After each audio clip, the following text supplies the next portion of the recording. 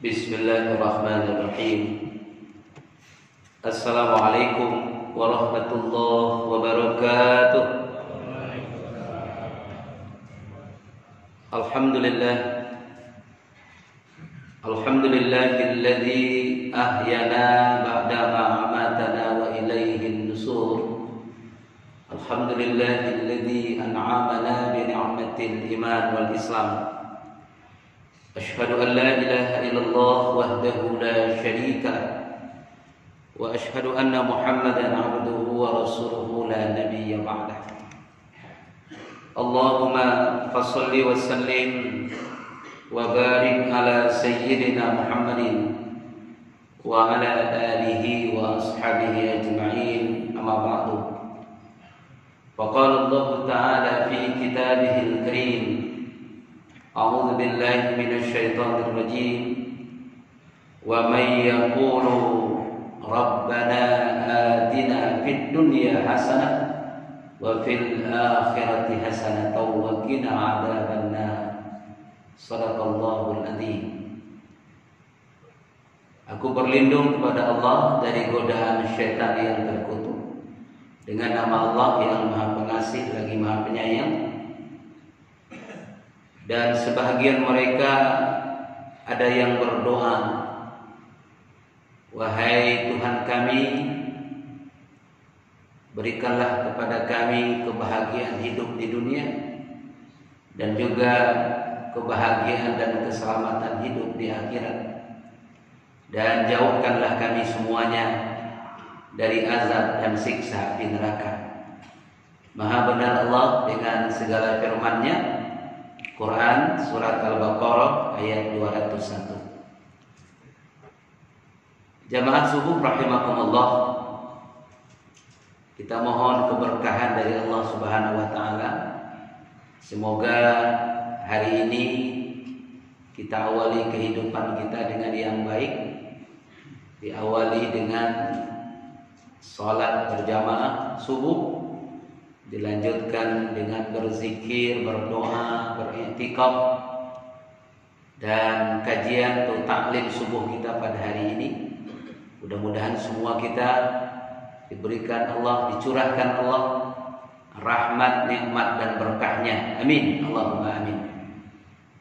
Salawat beriring salam untuk junjungan kita Nabi besar Muhammad sallallahu alaihi wasallam. Biqaulina Allahumma salli ala Sayyidina Muhammad wa ala ali Sayyidina Muhammad.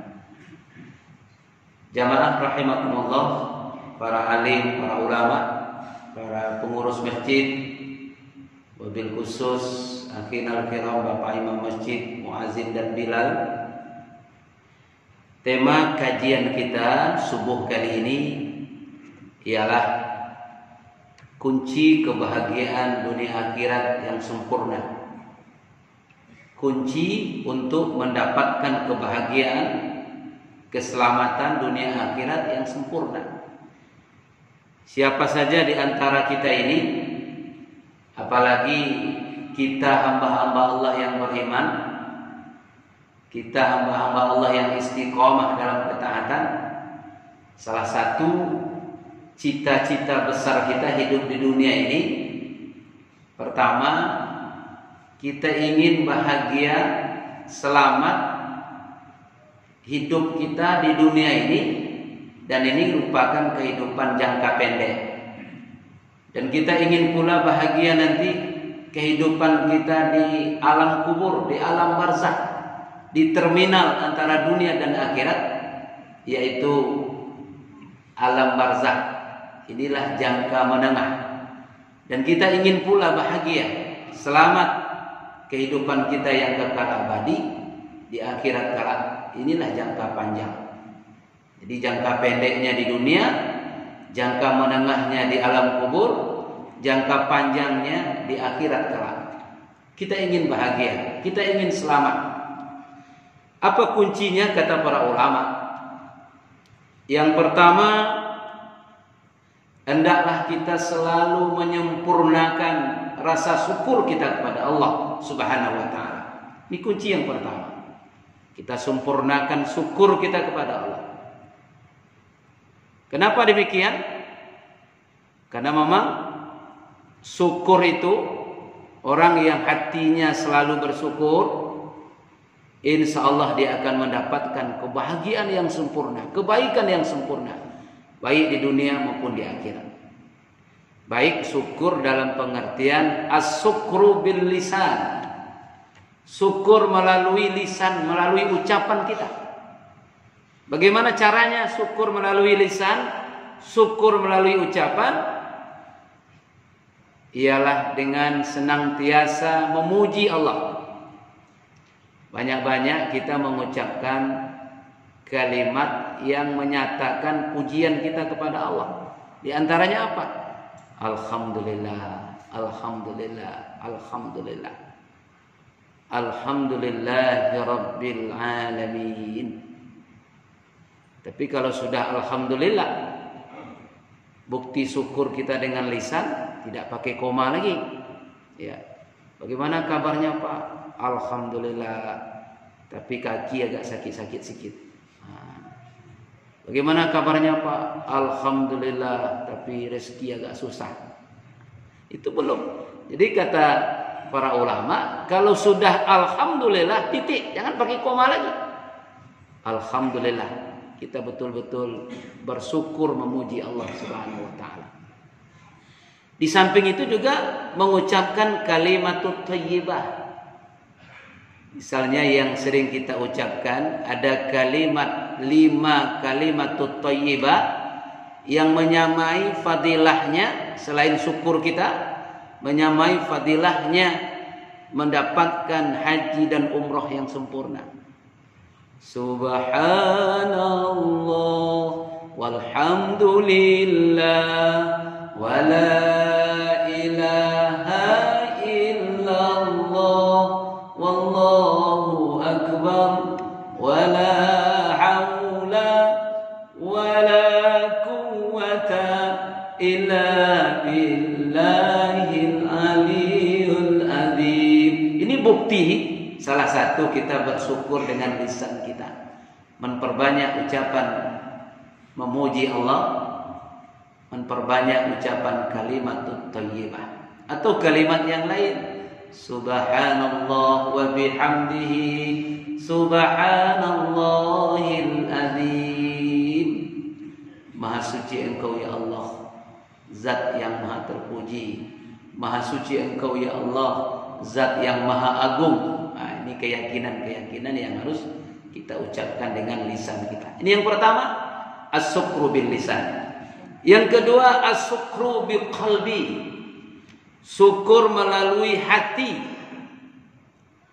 Apa maksudnya syukur melalui hati? Menyempurnakan rasa syukur kita kepada Allah melalui kalbu kita, melalui hati kita, melalui batin kita. Kata para ulama, hendaklah kita senantiasa selalu berhusnuzon kepada Allah, berbaik sangka kepada Allah Subhanahu wa taala. Jangan sekali-kali kita suudzon kepada Allah Subhanahu wa taala. Mana contoh? Ya, kita yakini bahwa segala nikmat itu adalah pemberian Allah, dan tidak boleh sedikit pun kita ragu. Sering terjadi di tengah-tengah kita, di tengah-tengah masyarakat, di tengah-tengah umat, apa ungkapannya?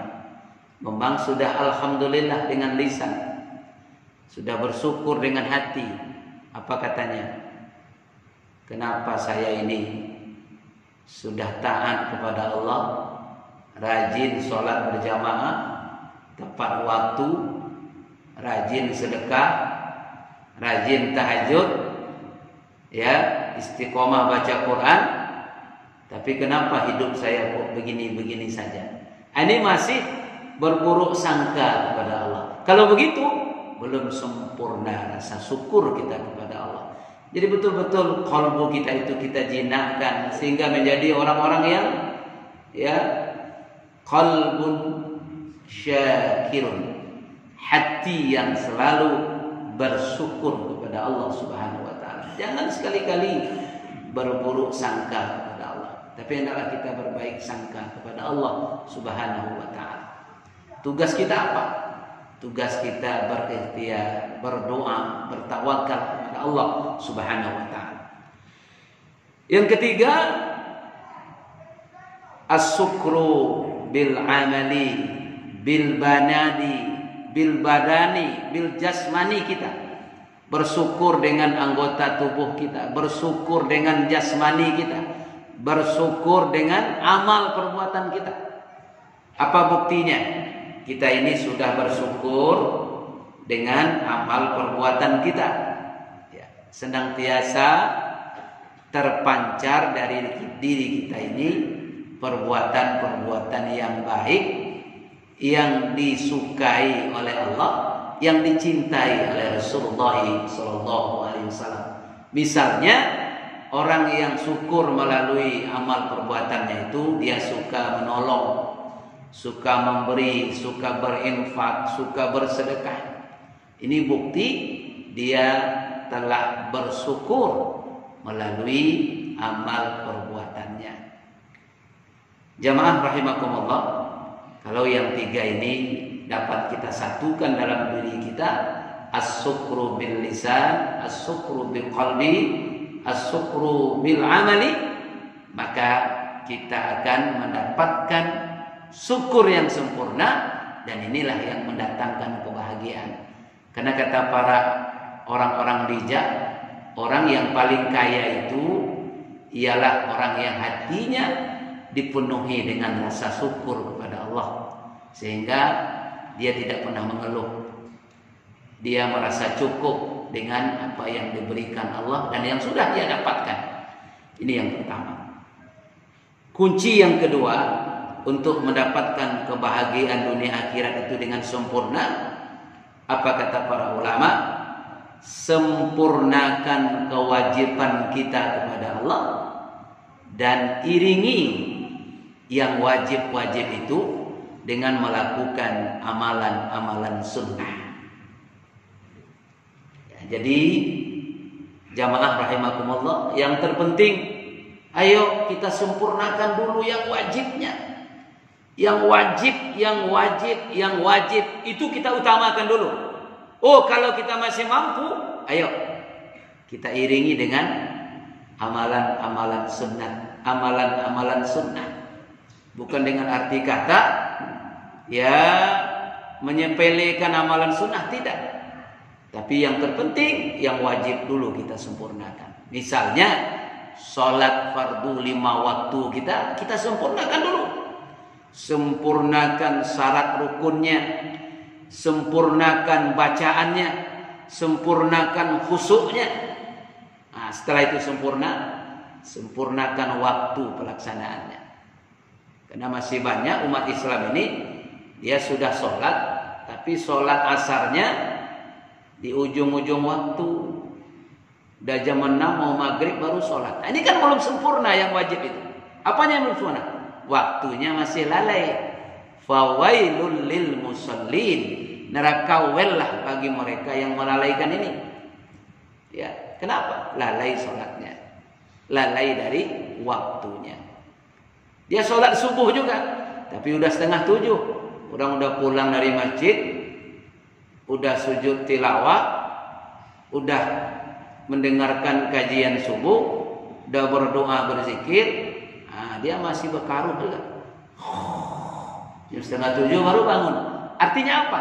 Yang wajib belum disempurnakan. Jadi sempurnakan yang wajib, baru diiringi yang sunnah. Toh ada hadis dari Nabi SAW. Sering kita ulang-ulang hadis ini. Siapa yang hadir untuk sholat berjamaah di masjid ini, maka seolah-olah dia telah menghidupkan 1 malam penuh dengan ibadah kepada Allah Subhanahu wa taala.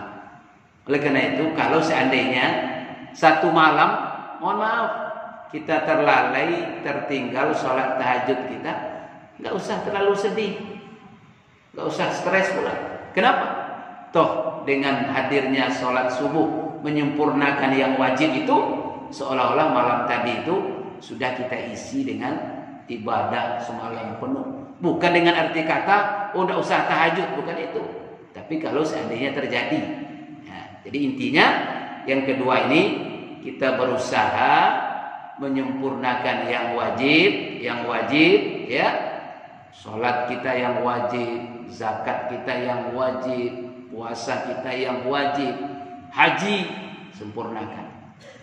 Baru diiringi dengan yang amalan-amalan yang sunnah. Ini yang kedua kata para ulama, kunci untuk mendapatkan kebahagiaan dunia dan akhirat yang sempurna. Yang ketiga, kita berusaha semaksimal mungkin, sekuat kemampuan kita untuk menjauhi yang haram. Kalau dapat, kita tinggalkan yang makruh, apalagi yang subhat. Jadi yang haram dulu kita usahakan menjauhinya. Jangan masih bercampur juga yang halal dengan yang haram. Maksiat dengan kebaikan, kita jauhi yang haram. Kita jauhi maksiat dengan sempurna. Sekecil apapun maksiat, kita jauhi. Kita berikhtiar untuk tidak melakukannya. Walaupun itu kecil. Karena ada kaidah, sekecil apapun dosa, kalau dilakukan terus-menerus, dia akan menggunung dan jadi besar. Tapi sebesar apapun dosa, kalau diiringi dengan istighfar dan tobat, maka dia akan dilebur dan menjadi habis. Jamaah rahimakumullah, jadi berusaha semaksimal mungkin kita sempurnakan diri kita ini untuk menjauhi yang haram. Yang haram, yang dilarang Allah, yang diharamkan Allah. Jangan lagi kita terlibat minuman keras, riba, jangan lagi. Kemudian baru kita berusaha meninggalkan yang makruh. Mohon maaf Bapak Ibu, mungkin yang haram sudah kita jauhi selama ini, tapi terkadang untuk meninggalkan goreng jengkol sama gulai jengkol tuh, gulai petai belum bisa kita. Ya nggak apa-apa, tapi kita masih berusaha. Nah, kalau sudah makruh itu kita tinggalkan. Atau yang subhat, ya, mana yang subhat? Kalau dalam hadis kan dikatakan oleh Nabi Sallallahu Alaihi Wasallam, ya, kata Nabi, al-haramu bay'an, ya, al-haramu bay'an. Yang halal itu jelas, yang haram itu jelas. Di antara keduanya adalah yang subhat. Yang tidak jelas kehalalannya, juga tidak jelas keharamannya. Kita berusaha meninggalkannya. Kenapa? Karena kata Rasulullah, yang subhat itu pun akan membawa mendekatkan diri kita kepada hal-hal yang haram. Ini yang ketiga, sempurnakan meninggalkan yang haram dan berusaha meninggalkan atau menjauhi yang makruh dan yang subhat.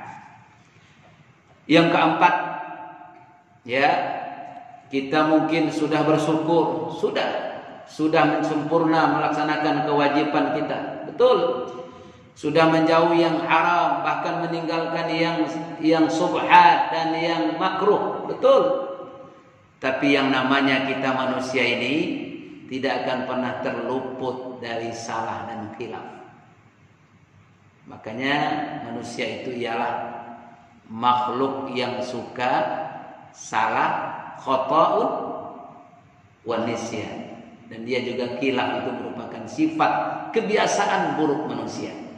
Oleh karena itu, untuk mendapatkan kebahagiaan yang sempurna dunia akhirat itu, jangan lupa aktsiru maghfirah, memperbanyak memohon, beristighfar kepada Allah Subhanahu wa taala. Paling kurang istighfar yang pendek, astaghfirullah, astaghfirullah, astaghfirullah, astaghfirullah. Kalau bisa, astaghfirullahaladzim alladzi la ilaha illa huwal hayyul qayyum wa atubu ilaih. Atau sayyidul istighfar, Allahumma anta rabbi la ilaha illa anta khalaqtani wa ala ahdika wa ala abduka abu'u laka man istata'tu, dan seterusnya. Itu ialah istighfar kita kepada Allah, memohon ampunan kepada Allah Subhanahu wa taala.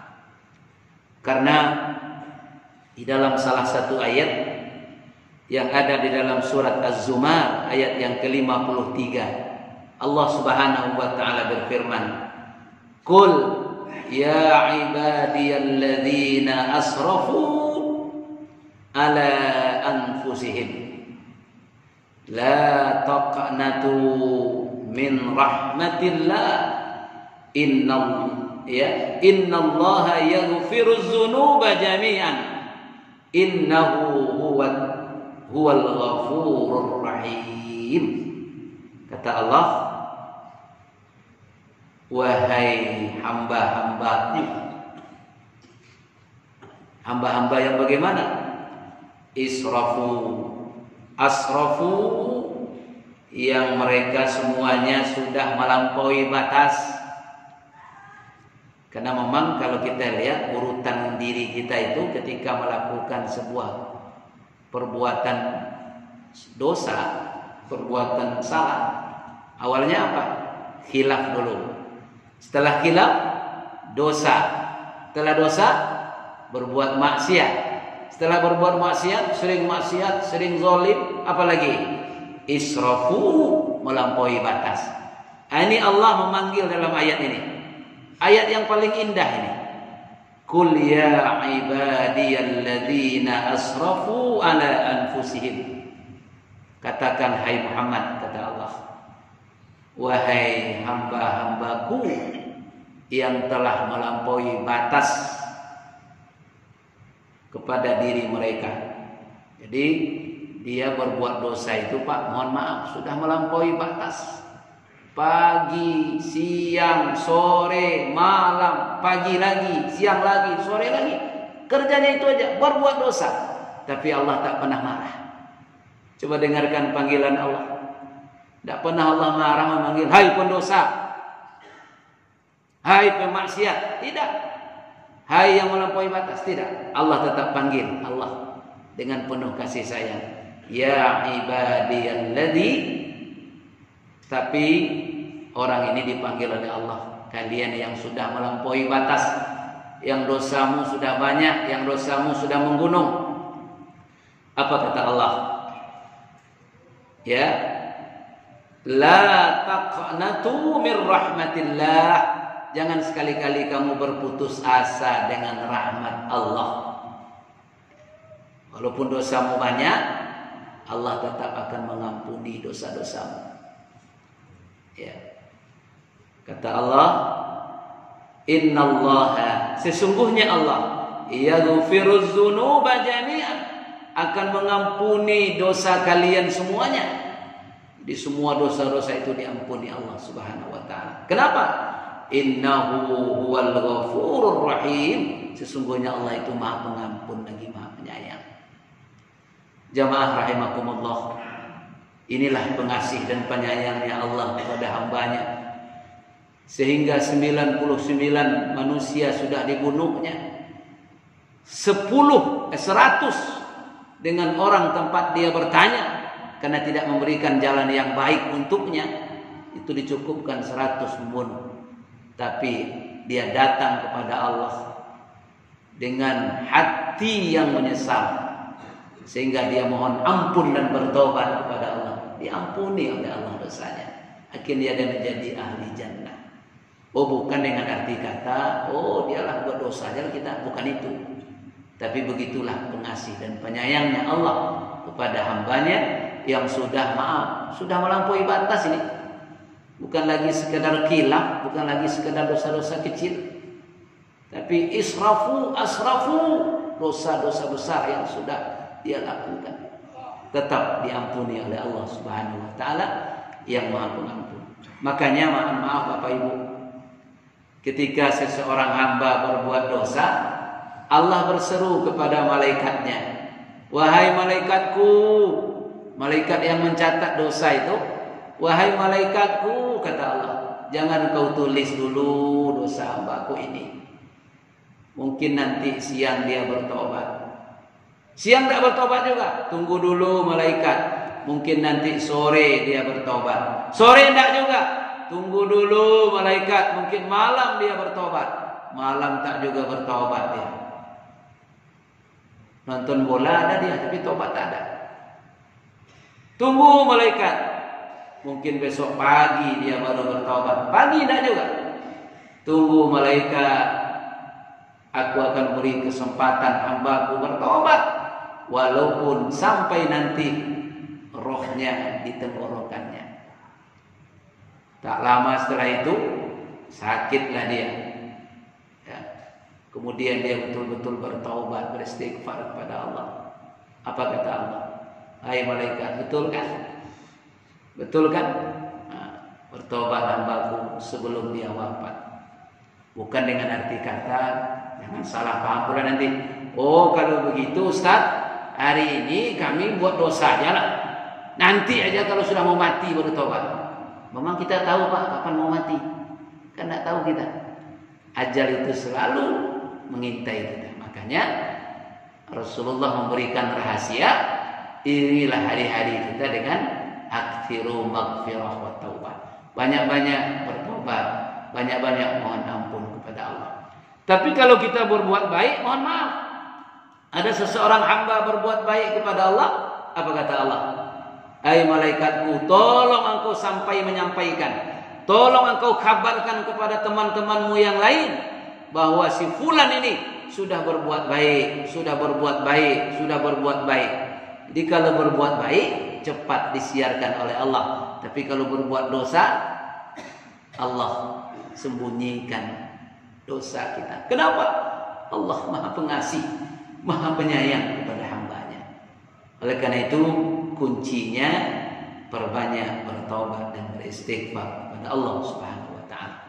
Terakhir, yang kelima, mungkin mohon maaf ya, kita sudah sempurnakan syukur kita, sudah kesempurnakan kewajiban kita, perintah Allah sudah kita jalankan, sudah kita jauhi dosa, sudah kita beristighfar, sudah. Tapi ada satu syarat yang mutlak. Apa itu? Mari kita semua, yang kelima, ingin bahagia penuh, full dunia akhirat, kita raih dengan syafaat dari baginda Nabi kita Muhammad sallallahu alaihi wasallam. Kuntu syafi'an lahu yaumal qiyamah. Nabilah yang berhak memberikan syafaat pada kita umatnya. Oleh karena itu perbanyak sholawat, perbanyak sholawat. Karena melalui perbanyak sholawat itulah yang dapat meraih syafaat. Perbanyak mengikuti sunnah Nabi, mencintai Rasulullah, itulah yang mendatangkan syafaat kepada kita. Ya, perbanyak sholawat. Sallallahu ala Muhammad, sallallahu alaihi wasallam, sallallahu ala Muhammad, sallallahu alaihi wasallam. Ya Nabi, la